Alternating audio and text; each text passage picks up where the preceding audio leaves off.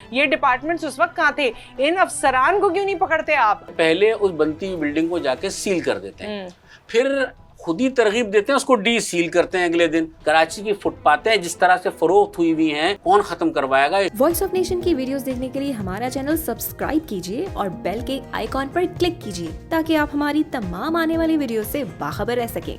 बिस्मिल्लाहिर्रहमानिर्रहीम, अस्सलाम वालेकुम। कौम की आवाज़ के साथ मैं हूं नुसरत हारिस। और आजकल कराची में जो कराची की रौनकें हैं उसमें एक चीज़, एक एलिमेंट बहुत हाईलाइटेड था कि हमारे यहाँ बड़ी ऊंची ऊंची बिल्डिंग्स होती हैं और अब कुछ अरसे से इन बिल्डिंग्स के हवाले से कार्रवाइयाँ हो रही हैं जो कि अगर कहा जाए कि जी गैर कानूनी तामीरात थी और उनको गिराया जा रहा है, उनको हटाया जा रहा है, शहर की शायद रौनक बहाल हो जाएगी, सफाई हो जाएगी और गैर कानूनी जितने काम हैं या जितने लोग इसमें मुलव्वस होते हैं सबको सबक मिलेगा। एक एस्पेक्ट से अगर आप देखें तो आपको बहुत ही सही लगता है, लेकिन अंदर की कहानी क्या है और क्या इस मामले में लोगों का क्या कहना है, डिपार्टमेंट्स कौन से इन्वॉल्व हैं, आगे क्या होने जा रहा है, इस हवाले से बात करने के लिए रफत सईद साहब हमारे साथ मौजूद हैं, जर्नलिस्ट एंड एनालिस्ट। अस्सलाम वालेकुम। वालेकुम सलाम। कैसे हैं रफत साहब? बिल्कुल ठीक ठाक। रफत साहब, एक बात बताइए कि एक बिल्डिंग ऐसे तो नहीं है कि रातों रात खड़ी हो जाती है। एक बिल्डिंग, इश्तिहार उसके चलते हैं, वहाँ पर काम हो रहा होता है, मज़दूर लगे हुए होते हैं, लोग आते हैं, ऑफिस बना होता है, बुकिंग करवाते हैं, 4-4 साल तक पेमेंट्स करते हैं, उसके बाद जाके उसमें शिफ्ट होते हैं या वो बिल्डिंग खड़ी होती है। 2 से ढाई साल में तो आप देखते ही हैं कि पूरा स्ट्रक्चर आया। अब इतने साल बाद अचानक क्या हो गया? पहले उसको परमिशंस मिल गई, सब कुछ हो गया और अब गिरादों की मुहिम चल गई। देखिए, ये लहर आई है सुप्रीम कोर्ट ऑफ पाकिस्तान के नस्ला टावर वाले इक़दामात के बाद। ठीक है। और अब आप देखें कि सब काम, वही कहते हैं ना कि हाथी के पैर में सबका पैर, तो हर मामले में सुप्रीम कोर्ट और हाई कोर्ट, अब हाई कोर्ट भी दरमियान में है, उसने भी एक बिल्डिंग के बारे में, मक्का टावर वाला मामला आया था। इस वक्त फोकस है डिस्ट्रिक्ट सेंट्रल कराची का। नॉर्थ अहमदाबाद का हशर आप देख लें, सड़कें बदतरीन और बिल्डिंगों की तामीर ऊपर की तरफ जा रही है। और जो जिसे हम सिस्टम कहते हैं या जिसे जोड़ तोड़ कहते हैं, वो सारे काम वहाँ पर हो रहे हैं। और इस काम में पहले हम सिंध बिल्डिंग कंट्रोल अथॉरिटी को कहा करते थे, अब इसमें एक फरीक के तौर पे डिप्टी कमिश्नर साहिबान, असिस्टेंट कमिश्नर साहिबान ये कूद पड़े हैं। और एक जुल्म तो अब ये हो रहा है कि जो SBCA के अफसरान थे उनसे ये कहा गया है कि वो अपनी हाजिरी जो है वो डिप्टी कमिश्नर के दफ्तर में जाके लगाएंगे, खाली डिस्ट्रिक्ट सेंट्रल के लिए। क्यों? ये इसका लेटर है उसके, आप लेटर स्क्रीन पे आप देख रही होंगी, ये लेटर आपको मैं नजर आ जाएगा कि उसके अंदर ये बात है कि वो हाजिरी में लगाएंगे। लोगों ने एहतजाज भी किया और ये कहा अब मुलाजमीन ने कि आपने 1 महीने के लिए, 2 महीने के लिए कहा था, अब तो मुद्दत खत्म हो चुकी है, हम वहाँ जाके क्यों हाजिरी लगाएं। अच्छा, उसका तरीका निकला गया, सबको इसमें कमाई का जरिया नजर आ गया है। तो अब ये असिस्टेंट कमिश्नर साहिबान करते ये हैं कि पहले उस बनती हुई बिल्डिंग को जाके सील कर देते हैं, फिर खुद ही तरगीब देते हैं, उसको डी सील करते हैं अगले दिन, उसके पैसे अलग। और उसके बाद जब वो डी सील हो जाती है तो उसके बाद फिर ये करना है कि बिल्डर के खिलाफ एक मुकदमा दर्ज, ताकि 2-3 तरफ से पैसे आएँ। ये जुल्म अब खत्म होना चाहिए। नाजायज तामीरात का जो अंबार इस वक्त भी आप देखें कराची शहर में, नाजायज तामीरात को बनने में कितना अरसा लगा। ये SBCA की जो बात हो रही है रफत साहब, मैं तो हैरान हूँ कि SBCA को ये जो कमेटीज बनी है, डिस्ट्रिक्ट डिमोलिशन कमेटी बनी है, सब डिविजन लेवल कमेटी बनी है और सुपरविजन कमेटी बनी है कि ये जितनी गैर कानूनी तामीरात हैं इनको गिराया जाएगा। उस कमेटी में जैसे आपने बताया डिप्टी कमिश्नर, असिस्टेंट कमिश्नर है, मगर उसके साथ साथ SBCA के लोग भी हैं। और जो सुपरविजन कमेटी है उसमें तो डायरेक्टर जनरल SBCA हैं। तो भाई SBCA की परमिशन के बगैर तो ये बनी भी नहीं है। उस वक्त कौन अफसर था, किसने परमिशन दी थी, हर तरह के कनेक्शंस उनको पानी, बिजली, गैस के दिए गए, सारी परमिशंस, NOCs मिली, वो सब डिपार्टमेंट्स ने तो दी। ये डिपार्टमेंट्स उस वक्त कहाँ थे? इन अफसरान को क्यों नहीं पकड़ते आप? आम आदमी को क्यों लटकाया हुआ है? देखें, बिल्ली को दूध का रखवाला बनाने वाली बात है कि जितने बिल्ले थे वो सब इस कमेटी में हैं। हाँ। मतलब जिसने पैसे देने वाले लोग, चोर को चौकीदार बना दिया गया है। और बात यह है कि यही लोग पैसे लेके बनवाते हैं, हाँ। यही लोग तोड़ने चले जाते हैं और फिर तोड़ने के लिए, उसे रोकने के लिए फिर पैसे लेते हैं। और एक जुल्म और वाहिद इसी इदारे में देखने में आया है SBCA में कि आप अंदाजा ये लगा लें कि एक पार्टी बनवाती है पैसे लेकर, उस दौरान अफसर का ट्रांसफर हो गया। जब वो अफसर चला जाता है, नया आता, वो कहता है मुझे नए सिरे से दो, वरना मैं तो ये इसको डिमोलिश कर दूंगा। तो करप्शन इतनी उरूज पर है ना, हर महकमे में रिश्वत। मैं ये बताऊं आपको कि मैं परेशान हो, मैंने अपनी आंखों से देखा है, कस्टम में देख लें, कस्टम की सूरत हाल ये चले, करोड़ों में छालिया वाला ये आप बिल्डिंग कंट्रोल को भूल जाएंगे अगर आप कस्टम में दाखिल हो जाएं तो। वह छालिया के बिजनेस, ये गुटखा मावा, इसके नाम पर पुलिस की और कस्टम की टसल, वहां भी करोड़ों में रिश्वत है। आप देखेंगे हर जगह और कैश, और ये खुलेआम ही हो रहा है, ये खुलेआम है। जो SBCA का है, मैं तो इस पे ये कहती हूँ, और मैं मोतबर चीफ जस्टिस साहब को, सुप्रीम कोर्ट को, हाई कोर्ट को, क्योंकि ये वो इदारे हैं जो अस खुद नोटिस ले रहे हैं, ये वो इदारे हैं जिसके बारे में लोग ये समझते हैं कि अब कहीं सुनवाई नहीं हुई तो यही शायद हमारी बात सुन लेंगे। आप बिल्कुल करें, जो गैर कानूनी इक़दामात हैं उनको कानूनी तौर पर जो उसके साथ होना चाहिए वो ज़रूर करें, लेकिन ये देखें कि एक आम आदमी है, मैं और आप भी अगर प्रॉपर्टी बुक कराते हैं तो हम कौन सी फहरिस्त में जाते हैं। एक बहुत शानदार, अगर देखें नुसरत, ये काम उस इदारे का है। हाँ, ये उस इदारा बना ही इसी काम के लिए। वही इदारा तो कमेटी में आ गया है। अब वो इदारा वही सारी परमिशनें देता है, और इसमें भी आप देख लें कि सारे इदारों की NOCs हैं, नस्ला टावर में भी। आप उस तरफ तो गए नहीं कि किसने परमिशन दी थी, किसने मंजूरी दी थी, कौन उस वक्त DG था, उनको भी चेक किया जाए, अगर मौजूद है उनको तलब किया जाए, उनको भी जेलों में डाला जाए। उनसे पैसे लेकर इन बेचारे लोगों को दिए जाएं जो अपनी जिंदगी की जमा पूंजी लगाकर कोई एक प्रॉपर्टी, एक घर बनाते हैं। नस्ला टावर के लिए एक प्ले कार्ड लेकर खातून खड़ी हुई थी और अपने एहतजाज जो रिकॉर्ड करा रही थी, उसी दौरान उनको वो बेहोश हुई हैं, उनको दिल का दौरा पड़ा है और वो चली गई दुनिया से। देखिए, ये तो एक वाकया है, लेकिन ऐसे कई वाकयात हुए हैं। और फिर मैं एक बात बताऊं, कराची शहर तो आपको पता है बड़ा कमाऊपूत शहर है। मैं हमेशा कहता हूँ बड़ी दूध देने वाली गाय है ये।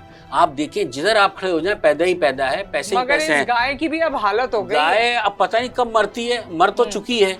बात की देखें, कराची में अगर गुरु मंदिर को देखें, उसके अतराफ में पथारे बहुत हैं, और पथारों की सरपरस्त कौन है? एंटी इंक्रोचमेंट वाले खुद हैं। बशीर सिद्दीकी साहब उसके एक डायरेक्टर हैं। सुप्रीम कोर्ट ने भी बड़ी तंबीह की, हाई कोर्ट ने भी की, फिर वो एक टेलीविजन चैनल पर भी नजर आए एक प्रोग्राम में बताते हुए, सूट वूट पहन के। अब वो तस्वीर आपको नजर आ रही होंगी। उन्होंने बड़ी अपनी कारकर्दगी बताई। 1000 रुपये एंटी इंक्रोचमेंट, 1000 रुपये KMC, एक ZMC, उसके अलावा अगर बिजली का कनेक्शन लिया तो 1000, वो 4-5 हज़ार रुपये दे के बैठता है। और एक तो ऐसा होटल वाला है उस फुटपाथ पर गुरु मंदिर की, जो रिक्शे में बैठकर आता है, वहाँ अपना होटल लगाता है, खाना खिलाता है, इनको पैसे देता है और चला जाता है। कोई ताकत उसे नहीं आज तक हटा सकी है। तो आप ऐसे कई हैं शहर के अंदर। कराची की फुटपाथें जिस तरह से फरोख्त हुई हुई हैं, जिस तरह बिकी हुई हैं, कौन खत्म करवाएगा ये शहर? ये शहर बद से बदतर होता चला जा रहा है। वो ये मायूसी की बात है। हमें एक अच्छी उम्मीद भी रखनी चाहिए, लेकिन कब तक? मतलब जो चीज़ आंखों से नजर आ रही है उसे क्या आप कहेंगे? ये बात जो SBCA की कर रहे हैं, SBCA को तो मैं पुराना देख रही हूँ। SBCA के कुछ ऐसे उस लेवल के भी नहीं कि जो अपर लेवल के होते हैं, मिडिल मैनेजमेंट के जो लोग हैं, अगर आप उनके घर चले जाएं, कौन सी गाड़ी उनके घर में नहीं है, घर कितना लेविश है, कहाँ से आ रहा है उनके पास ये पैसा? इसमें मैं आपको जवाब दे देता हूँ। आपने बड़ी अच्छी एक बात की। आप देखें, अगर देखें FIA का अफसर है, इंस्पेक्टर है या सब इंस्पेक्टर है, एक 20 से 25 लाख की गाड़ी अफोर्ड नहीं कर सकता। 4 बच्चों को बीकन हाउस में पढ़ाना अफोर्ड नहीं कर सकता, जो फीसें हैं। बिल्कुल। बैरून मुल्क जाना अफोर्ड नहीं कर सकता बकसरत। आप यहाँ के अफसरान को देखें, बहुत सारे के पास पासपोर्ट भी हैं, तवातुर के साथ दुबई, सिंगापुर, अब एक तो इस्तांबुल और आ गया है। पहले होता था ना दुबई चलो, दुबई जाना है, दुबई आना है, अब टर्की, अब इस्तांबुल जाना। अब एक प्रेस्टीजियस है, दफ्तर में बैठे हैं, यार इस्तांबुल नहीं गए, तो वो इस्तांबुल ग्रुप की शक्ल में जाना है। और तो ये सारे अफसरान की ट्रेवलिंग निकाल लें, आप ये देख लें कहाँ से अफोर्ड कर रहे हैं। ये मैं आमदनी से जायद असासों वाली बात की आती है। कोर्ट्स है ना, उनको खुदारा आज खुद नोटिस इस पे लीजिए कि इनके असासे कहाँ हैं। मिनिस्टर्स के तो पीछे पड़ गए इमरान खान साहब, और पुरानी हुकूमतों के पीछे पड़ गए नवाज शरीफ साहब के। इनको ब्यूरोक्रेसी को क्यों नहीं खंगालते? आम शहरी के तो असासे आप बताएं, आपका आप रिटर्न फाइल करें, आपका ये आपने कहाँ से लिया, आपने फलां किया, आपकी आमदनी से जायद असासे। सरकारी अफसर, आम आदमी, मैं और आप आम आदमी, अगर इस वक्त अचानक से अपने अकाउंट में 1 करोड़ डाल दें या 50 लाख डाल दें, कोई ना कोई फोन, कोई ना कोई जस्टिफिकेशन आपको देनी पड़ जाती है। बिल्कुल सही है। अगर आज मैं और आप कोई 8 से 10 करोड़ का घर ले लें, ठीक है, तो हमें ये शो करना पड़ेगा कि हमने कौन सा घर बेचा, क्या किया, कौन कौन सी प्रॉपर्टी बेची, उसके बाद हमने ये घर लिया। ये लोग अरबों रुपए का काम कर रहे हैं और सबके बच्चे बाहर पढ़ रहे हैं। हाँ, और इन पे कोई नहीं है। बड़ी फीसें ये तो मैं बहुत बड़ी बात कर रही हूँ। 10 करोड़ इसलिए कह रही हूँ क्योंकि जाहिर है आजकल करोड़ 10 करोड़ ये अब गिनती में नहीं है। लाख रुपए ऐसे जैसे कि आप सुबह लेके निकले शाम को खत्म। जो इस वक्त लोग, आम आदमी मरता चला जा रहा है, गरीब गरीब तर होता चला जा रहा है, लोगों का जीना दूभर हो गया है। और जिनको घर मिल गए हैं, खुदारा मैं सिर्फ रिक्वेस्ट कर रही हूँ, इसमें कोई तौहीन अदालत नहीं है, इसमें कोई ऐसी चीज़ नहीं है, जो बेचारों को सर छुपाने की जगह मिली है, खुदारा उनके लिए कोई ऑल्टरनेटिव पहले तलाश करें। अगर गिराना है ना, बिल्कुल गिरा दें जी, गैर कानूनी था, मगर उनके बच्चे कहाँ जाएंगे? किसने दिए पैसे? यहाँ कोई कहता है जी गवर्नर ने कहा था फलानी जगह से इनको पैसे दिए जाएंगे, कमिश्नर ने कहा था हम पैसे देंगे, यहाँ कोर्ट ने उनको कहा था आप पैसे देंगे। कहाँ किसी को पैसे मिलते हैं? यहाँ पर लोगों के लोग मर जाते हैं, यहाँ पर कोई हादसे के बाद उनको पैसे नहीं मिलते साला साल। खुदा के लिए एक गरीब की जो छत है वो भी उससे इस तरह ना छीने कि वो दुनिया से ही चला जाए। देखिए, एक चीज और मैं कहूँगा आपसे कि एक SBCA में एक अफसर हैं जमील मेमन, बहुत धूम मचा रखी थी उन्होंने डिस्ट्रिक्ट ईस्ट में, तो उन्होंने अंबार लगा रखा था और कमाई का जरिया बेपना।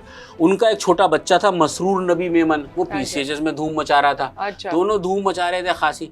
बज़ाहिर सामने से हटा के मलीर ट्रांसफर कर दिया, लेकिन सारे मामलात पैसों की लेन देन के सब वही देख रहा है। तो बात है कि क्या मतलब, आप सामने से सिर्फ शोर मच रहा है, कहीं मीडिया में आ रहा है तो आप उसको हटा लेते हैं सामने से।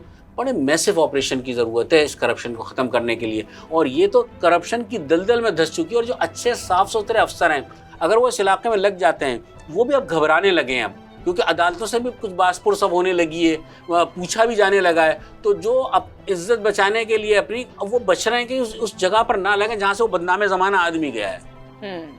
सो इसको जाहिर है हम इस पे, ये कोई ऐसी ढकी छुपी बात तो है नहीं, ये तो वो ओपन सीक्रेट्स हैं जो ज़माने को पता है। रफ़त साहब की वजह से हमें और नामों के साथ चीज़ें पता चल जाती हैं, लेकिन बात वही है कि हलाल हराम को हमने बिल्कुल ही पसे पुष्ट डाल दिया है। आज आप हराम रोटी अपनी औलाद को खिलाएंगे, कल वो आपके किसी काम नहीं आएगी। ना ये औलाद काम आएगी, ना ये खाया हुआ माल काम आएगा, ना कोई और चीज़ काम आएगी। अपने लिए जो जलालत आप समेट रहे हैं रिश्वत की शक्ल में, वो समेटते रहें, कितने लोगों की बद्दुआएं आपको मिलेंगी। और मैं तो चाहती हूँ कि इनका हाल ऐसा हो जो दुनिया के सामने आए। आखिरी बात देखिए, इसमें जो असल काम करने वाला बिल्डर है ना, वो सफर कर रहा है। जो काम करना चाहता है, जो आपको प्रोजेक्ट कोई बना के देना चाहता है, आप उसको इस काबिल तो छोड़ें, उसकी जान रिश्वत खींच के उस बिल्डर की जान निकाल लेते हैं, ब्लैकमेल कर करके उसकी जान निकाल लेते हैं। तो बात है कि उसको इस काबिल तो छोड़ें। और तरगीब कौन देता है? यही SBCA के अफसरान।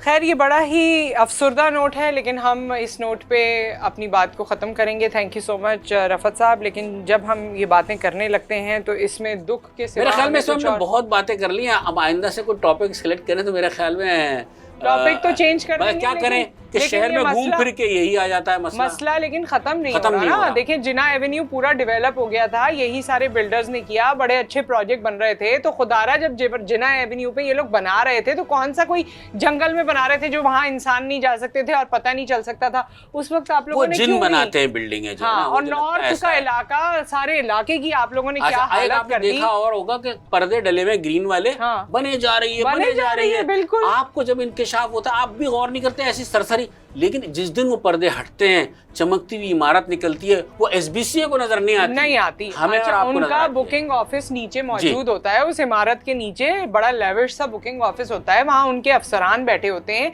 उनके जो ऑफिसर्स फ्रंट डेस्क होते हैं। तो आप लोग क्यों नहीं उनको कभी जाके बात करते? क्यों नहीं आप लोग रोकते? क्यों नहीं वहाँ पर आप बैन लगाते हैं? जो भी आपकी कार्रवाई है, सब बन गया, लोग अब शिफ्ट होने वाले हैं, इमारतें खड़ी हो गई, चलो जी अब नींद हमारी खुली है। बनती हुई इमारत पे कोई नहीं जाएगा, तामीर शुरू बन जाएगी तो जाएंगे, बन जाएगी, लोग बस जाएंगे, तो फिर कहा जाएगा ये गलत जमीन पे बनी है, गैर कानूनी तौर से बनी है, लिहाजा इसके डिमोलिश। उन अफसरान को प्लीज पकड़ें। और ये मेरे ख्याल में इस कौम की आवाज़ के फोरम से ये हमारी अपील होगी कि उन अफसरान को पकड़ें, किसी को तो सामने लेकर आएँ, किसी को तो कैफिर किरदार तक पहुँचाएँ, किसी का तो पता चले कि जी इसने किया था तो आज देखो इसके साथ ये हुआ। वरना तो ये रिश्वत का बाजार ऐसे ही चलता रहेगा और आम इंसान लुटता रहेगा। बिल्कुल यही है। और आप देखें कि और दूर दूर तक कोई हुकूमत की भी तवज्जो नज़र नहीं आती। फेडरल गवर्नमेंट अपने मामलात में लगी हुई है। आप वहाँ मसाइल इस तरह के आ रहे हैं कि सूबों के जो मसाइल वो दब गए हैं उसमें। अब इस वक्त जो कौमी असम्बली का अब मौजू आप देखें, आप टेलीविज़न चैनल पर देख लें, सबका फोकस इस्लामाबाद में, सब कुछ वहीं हो रहा है। यहाँ कोई पॉलिटिकल एक्टिविटी भी नहीं है, अपोजिशन जमा हो रही है, यकजा हो रही है, रीअलाइनमेंट हो रही है, अपने मामलात में सब लगे हुए हैं, आम आदमी से किसी को सरोकार नहीं है, जिसके वोट से वो उस असेंबली में पहुंचे।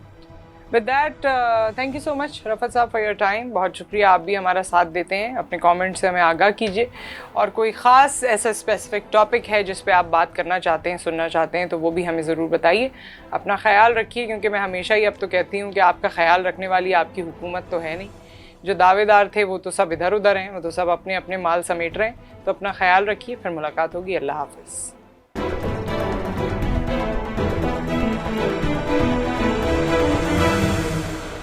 वॉइस ऑफ नेशन की वीडियोस देखने के लिए हमारा चैनल सब्सक्राइब कीजिए और बेल के आइकॉन पर क्लिक कीजिए ताकि आप हमारी तमाम आने वाली वीडियो से बाखबर रह सकें।